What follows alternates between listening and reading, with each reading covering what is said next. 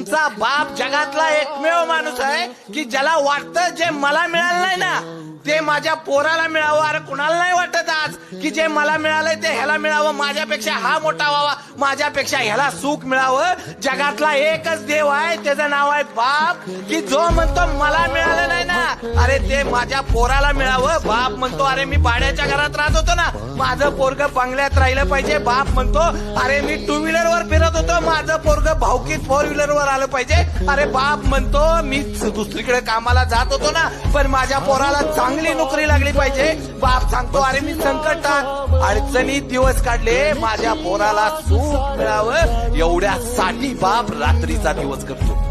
बाप नावाचा देव असा आहे मला माहित नाही, कुठं गेल्यानंतर देव भेटतो पण एकदा घरात गेल्यानंतर बाप नावाचा देव आहे ना त्याला एकदा कडकडून मिठी मारा. अरे 36 कोटी देवांची